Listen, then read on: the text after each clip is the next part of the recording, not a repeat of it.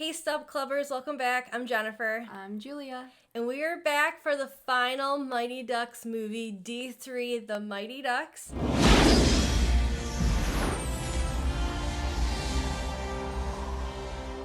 And so this is the final installment of the 3 movies that came out in the 90s. The trilogy. Yes, the trilogy. So today we're going to talk about The Mighty Ducks 3, 1996 nostalgia. There was an animated series that came out. There was also a hotel area created based on the Mighty Ducks. Which I didn't know about until today. Yes. I was today years old when I learned this. Yes. And then more about the Mighty Ducks of Anaheim. And then some other unknown facts about the trilogy. So let's go.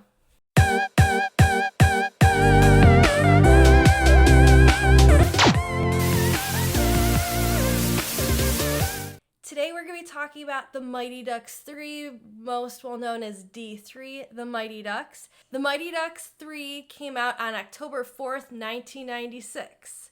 So by this time frame, the Mighty Ducks of Anaheim are going strong. Merchandise is flying off the shelves for the Mighty Ducks, for the NHL, and for Disney. And so much is going on because this third movie came out. So this movie kind of follows the pattern of the other two, but gets some new stuff put in there too. So this was the first movie that I noticed out of all of them that they didn't recruit new kids for the team. Mm-hmm. The first one, they had a team, but I know they brought in some more people to add to the Ducks team to like make them stronger and better, because that was the whole point of Bombay coming in, improve the team. The second one was them being with the Team USA, and they brought in a ton of new people and they formed the Bash Brothers. So the third Mighty Ducks movie is the only movie I noticed that they don't bring in new players, they keep them the same. So the movie, in the beginning, we have again, like the second one, a rollerblading scene. And what I noticed from it, so I love it, it's another far trek of them skating, and the cool thing is, Charlie chases after, what's the name of the guy? Goldberg. So Goldberg kind of like still, like, he's not that great of a skater. Yeah. So when they're roller skating, he goes off course, and then Charlie's chasing after him. It's really comical. And the funniest thing, okay, so this was in 96 with their effects. It was so noticeable. They had a stunt double in for Joshua Jackson, aka who plays Charlie in this. And it was funny because when I was watching it, I got a kick out of it, because a lot of times in movies now, they make it more seamless of a stunt double, where often you can't even tell it's somebody different.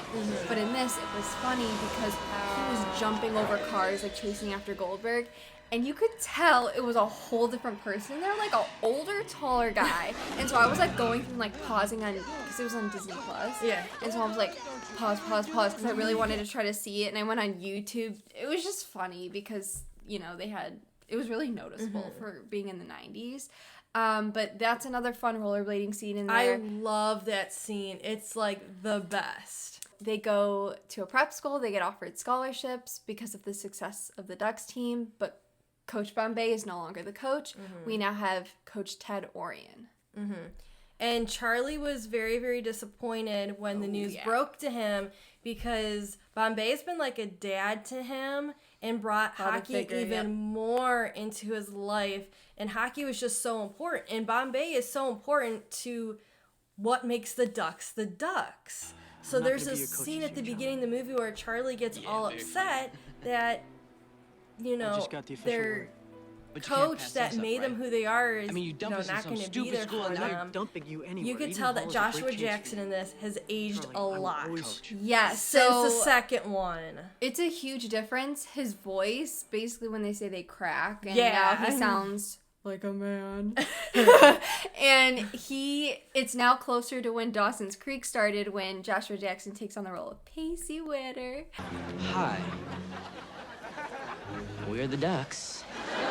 I'm Charlie Conway. I'm a 14-year-old, almost 6 foot, non-smoking Leo. I like hockey, pizza, and music, and I dislike everything about that school. Well, Joey, I'd like you to meet your new lab partner. Him? Her? Dr. Rand, I'd like to lodge a formal protest. You never told me I was going to be working with a repressed control freak. Yeah, and you never said my grade was dependent upon some remedial underachiever. Well, wonderful. I see no introductions are necessary. And you could tell I'm watching it, Mighty Ducks 3, and I'm like, that's Pacey. That's the Pacey we know, and you can hear. And he's maturing in this movie, and I even was reading online. So Joshua Jackson always loved doing the movies, but he was actually a little uncertain about coming back for D3 because he was, maturing, getting older, and he wanted to take on more, like, you'd say it kind of like adult roles, and he thought that the Ducks movies were more on, like, the kid side of it. Oh, I didn't know that at all. I don't know. It's something I read, so it was in an article about that. But he ended up coming back, and he was glad he did. And you can see in the beginning when he's talking to Bombay and he's disappointed he's coming back, you can see his, like, teenager personality, like, all that coming through. So actually, it makes sense for them to do this movie in, like, the high school setting because... it's age appropriate. They're not trying to make them still be like little kids. They're following the storyline's following with the actors' ages, so it was age appropriate still. For him.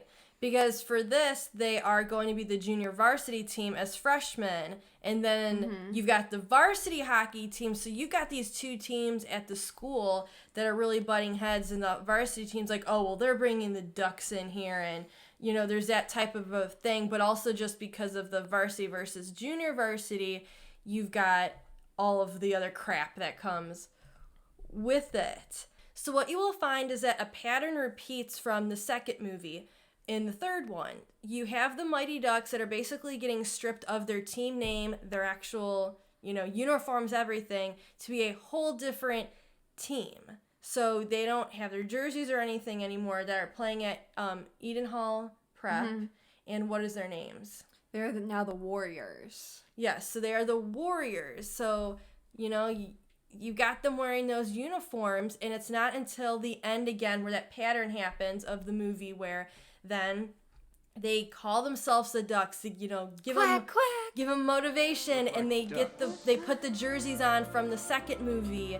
And then the Eden Hall becomes, Bombay gets it approved to then change the hall name, which I'll put in the clip or a picture of when they pulled down the banner with Bombay, that he got them to change the name so they feel more at home to be the Ducks. So that pattern repeats again. So there is something in it we wanted to bring up, since we're from the Cleveland area, that they are petitioning at the school to change the name of the Warriors. And right now we are in a time frame of sports teams that people want to change the names because they don't like the names anymore. So, like, for example, the Cleveland Indians, they want us to drop the Indians. They don't want us to be called Cleveland Indians. In this movie, there's a girl in it who's the love interest of Charlie that they're trying to petition to get rid of Warriors. And Charlie starts naming off all of the Native American or warrior sports teams. Hi, will you sign the petition? Yeah, sure. What's it for? We're demanding the board change the demeaning warrior name. Warriors isn't so bad, is it? I mean, you got the Indians, the Braves, the Redskins, the Blackhawks. You're a jock, aren't you? Yeah, I play hockey. In fact, I'm the captain of the new JV team. And they bring up the Indians, so that I thought that was pretty cool. And back then, that's when we all rocked Chief Wahoo all the way. So, off of that topic. But. Another thing to point out, with the varsity team, a lot of them, well, they're all bullies to the Ducks. And the one guy, I don't know his name in it, he's got blonde hair, and he's just one of the main bullies of the varsity team. And the actor's actually a lot of years older than all the other kids, more closer to Bombay's age, but they make him a student, which is weird. They do that all the time in movies. They don't match ages. But his character is supposed to be loosely based off of Biff Tannen from Back to the Future. And they're like, so they even said online, like, go back and watch Mighty Ducks 3 and watch that guy. And he like a lot of things that he does or says. He's like, oh, that would be something Biff would say or do. That's funny. I thought that was funny. We also get the pranks back. The second movie, we were disappointed. So we didn't get that much like prank stuff in it. So like the first one with the dog shit, we got we've got this time where they're teaming up against the varsity team. And the prank is they lock all the varsity teams in their room at night. They steal the headmasters or principals' fire ants or whatever type of ants that they have in there. And they're all like with their black, hoods up hats. They have them travel in tubes. Yeah, they have these ants. They put them in tubes. They've got their flashlights. They release them. And they're just like biting them and crawling all over them. And it's a funny prank that brings back to some of the charm and the funny parts that was in the first one that the second one was missing. So in this, we notice that Coach Bombay is barely in it. And it might have been written that way to begin with to have happen, but when the movie was actually filming, there was a filming conflict. Do you want to talk about that? Yeah, he was filming...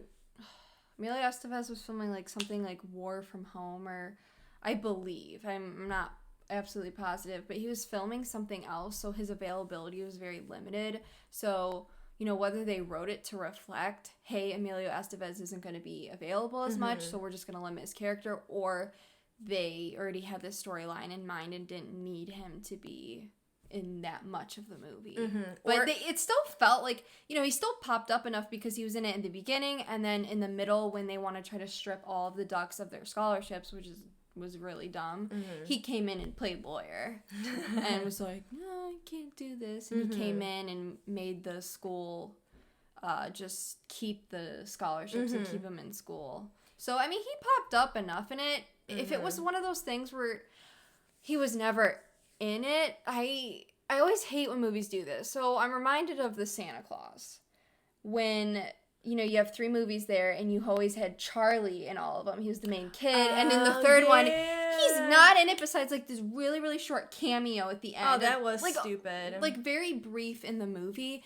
When you have a character who's the essence of the movies, and you do a trilogy, and then you have him in all of them, but then, except the very last one, it's kind of disappointing. So, it was still good they had him in it, is what I'm saying. He was in it enough that... you had Bombay's presence. It was just the fact that when they had him, they had to film all of his stuff at once, I believe.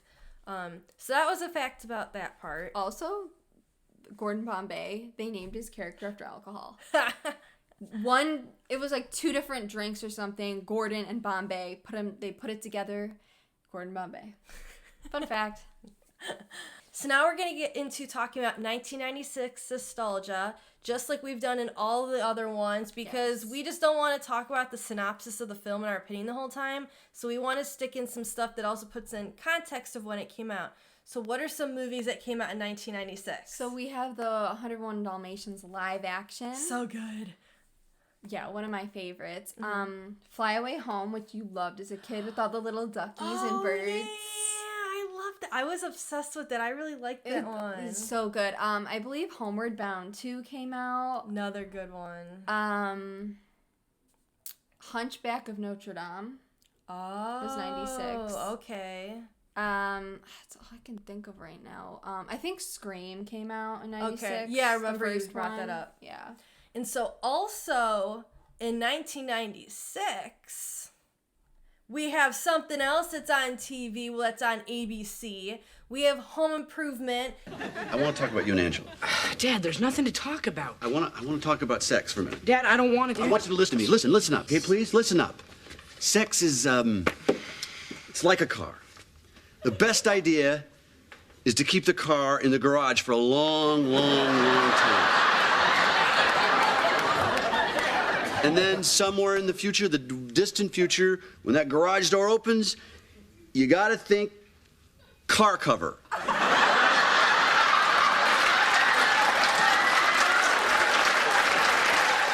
That is still in its prime. It was on season 6. So when this came out in October of 1996, Home Improvement just was starting to air their 6th season, going strong. So just for Home Improvement. So that's another context of where we were at in the 90s, and that's why I'm wearing my Tool Time shirt. Oh, and what was the best-selling toy in 96? Tickle Me Elmo. Which I never owned. No. I think those things had defects where they just were like, I don't know. That was like a phase, just like the Furbies when they first came out and stuff. That wasn't my kind of toy. No. I mean, I was just a little kid, We liked more the stuffed animals that were just stuffed animals, not like the animatronic stuffed animals or ones with voice boxes. They just break and the batteries corrode. Oh God. So next we're going to talk about, within this context, before we get more talking about D3, we're going to talk about something else that came out in the franchise that was super popular. The Mighty Ducks came out with an animated series. I've never seen it, but it is available to stream in its whole entirety on Disney+. So it's the Mighty Ducks the animated series. It was only out from 1996 to 1997, so it was a very short period of the time that it came out. It was based loosely off of the Mighty Ducks movies and the hockey teams, the Mighty Ducks of Anaheim. What's kind of strange, though, is that came out before this came out in October. So in September, they started putting out episodes for the animated series, and then the third one came out. Yes. So that one is basically like a planet, somewhere, and it's all of these ducks that are like humans, like they call it humanoids, duckoids, or whatever they call them. So they had their own species where they talked and stuff, and there was Wild Wing, that's the mascot. But it's just kind of loosely based. It's not. It's a whole. Is it with hockey? It's with hockey. So their whole life on their planet, it's like hockey is their life. It's the way of living, and it's like an ice planet or something. But none of the characters are the same names. No. They're all ducks. They're literally ducks. And something goes on that then they come to Earth, and they come to Anaheim, California, where there's people and humans, and they needed a hockey team for Anaheim, so they put the ducks together. Interesting. And there's something to deal with the duck's helmet shaped. That was like an origin story of that's what helped make their species or something. Sorry if I butchered this up, but I never saw it. I don't know if I really have interest in watching it, but that's something. There was only 20 or 30 some episodes that was put out. So short-lived. Also in Orlando, Florida, at the All-Star Hotel. Yes, All-Star Movies Resort. What they did is they had these hotels that were all themed, and they had themed sections. So you could be like, oh, I want to be in this section where you can have this themed rooms or pools. Well, at All-Star Movies Resort, in the very back, there's a Mighty Ducks section, sweet. Which I'm Max. In 2017, I was resort hopping, and I stopped there to take pictures in the Toy Story section.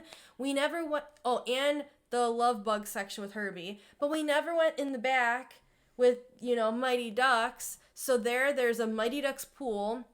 There's a bunch of hockey sticks. There's a helmet. Shaped like something? I don't know if the pool's shaped. I'll insert a picture, but there's the Mighty Ducks helmet on the side of the hotel. That's so cool. I'm guessing before they did all the remodeling, there was probably Mighty Ducks pictures or something inside. I don't know. I might be wrong, but check that out next time we're in Orlando. Yes. So they're starting to redo the resorts. So the rooms are all getting done similar. They're putting in new beds, flooring, but the outside by the pool is the same. That just shows though how popular the Ducks movies were.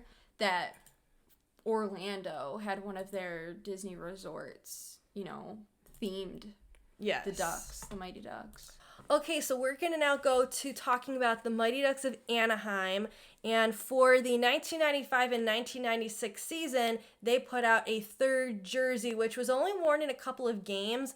But what's unique about it is they changed up the logo for Wild Wing. Instead of just having him as the hockey duck helmet, they have him more of a full body figure popping out of breaking ice. So there's been 3 versions of the Ducks? At that point, in 96, when this movie came out, they came out with the third jersey that showed that. Those jerseys in general for the Mighty Ducks, so whether it would be maybe that one, the one from that we talked about last time, which just had the duck helmet, or even like the first jersey from the movie, they were huge in fashion, and they were huge with the NHL. So especially talking about the very first NHL jersey with just like the duck helmet, it says, as a testimony to the logo's popularity, the Ducks' original jersey was named most fashionable in all of sports at the inaugural ESPY Awards in 1997. The jersey was not only the number one seller in the NHL that year, but it outsold all the other NHL jerseys combined. Again, another website states, at one point, the Mighty Ducks merchandise outsold all the other NHL teams combined and accounted for an unbelievable 80% of the NHL's $1 billion in merchandise sales. Well, huge. Another reason why these movies were so popular was because they actually said it was one of the first hockey movies aside from Slapstick. Slapshot. Sorry, aside from Slapshot, it was one of the early first hockey movies. This is what I read online doing research, so it was one of... That's why it got so popular. Mm-hmm. Okay, so another funny fact is all these kids, when they're auditioning, they lied and said that they knew that they were very good at hockey, ice hockey. They could skate, and they were good at hockey combined. Oh, boy. And what that turned out to be is when they realized that they actually weren't, they did a summer hockey camp for them, which turned out to be a fun thing for all of them, is what they said. But another funny thing that happened during the hockey camp was the main kid they found to play Adam Banks, they switched him out.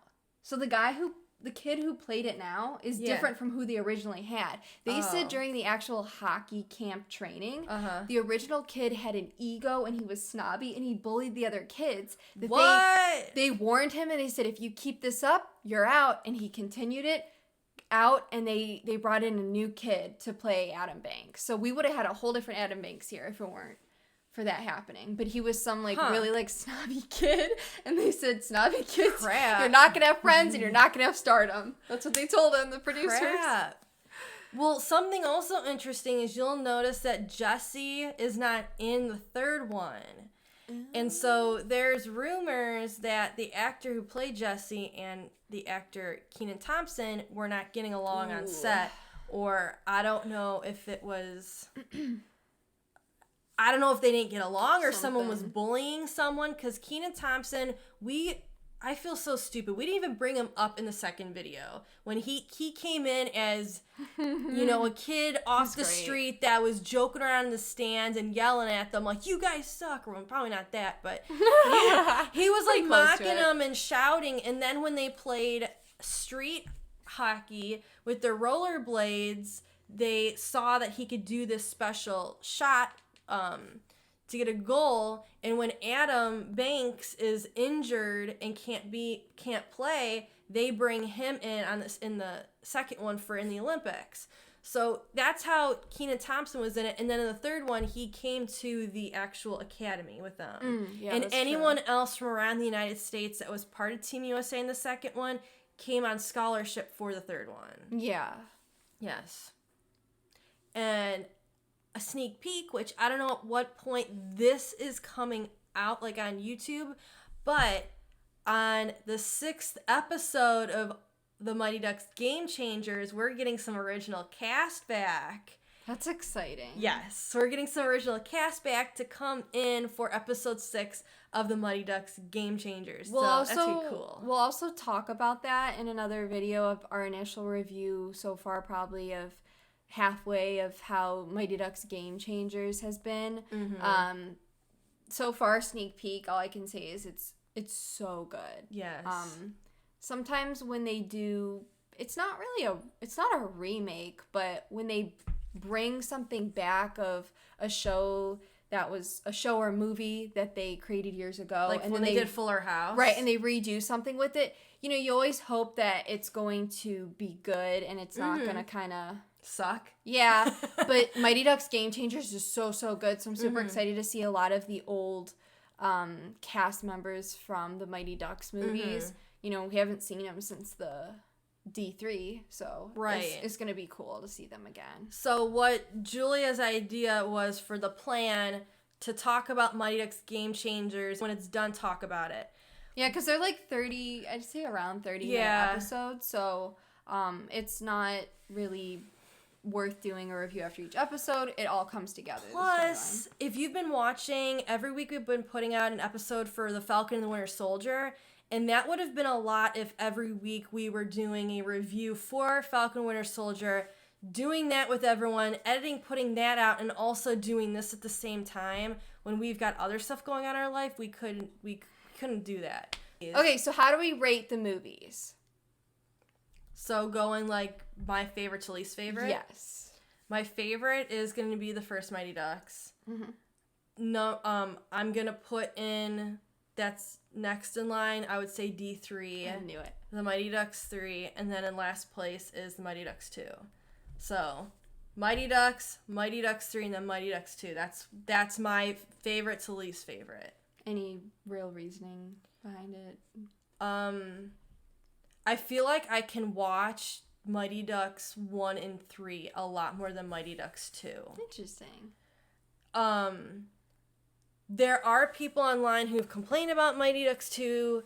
You know, some people said it's like the worst sports movie ever, or, you know, how they say all their crap online. I just think that there was still something missing in the second one to really bring it up to par with the first one. There's something about the third movie that I feel like that they did a better job on it, writing wise, character development and different stuff, even with the kids or different stuff, than the second one. I did enjoy a lot of parts of the second one, but as a whole, in a sports movie, I think that they edged up. It's an interesting rating because I rate them all in the order they came out. 1, 2, 3, boom, boom, boom. So number 1 original. Well, it got me hooked on it, so that's gonna be my favorite. It was funny, it was interesting. I loved it. So like it's hard. Like there's nothing I hated about 3 that I'm putting at last. It's just 2. Mighty Ducks 2 was really good. Them bringing in new kids to form Team USA was so interesting, and I had a kick out of the whole Bash Brothers thing. It got me hooked watching. It was just so interesting, and I was always like, oh, what's going to happen? And, like, you know, to each their own with their opinion of it, but I think the other factor is that I like them when they're older. There's something, too, of, like, I like them when they're really little, and then I like them when they're at the oldest stage. So I think that's what does something, too. Yeah. Okay. So anything else? Speak now for hold your peace. Nada. Okay. So we have done a review, or not even really a review, it's kind of just like a nostalgia talk over all 3 of the Mighty Ducks films now. So now you can see all of them. The next one we put out, there might be other sub club videos in between, but the next one about the Mighty Ducks is going to be talking about the Mighty Ducks Game Changers. Yes. So stay tuned for that, and make sure you like, comment, and subscribe. And we will see you next time. Adios. Bye. On the road to glory.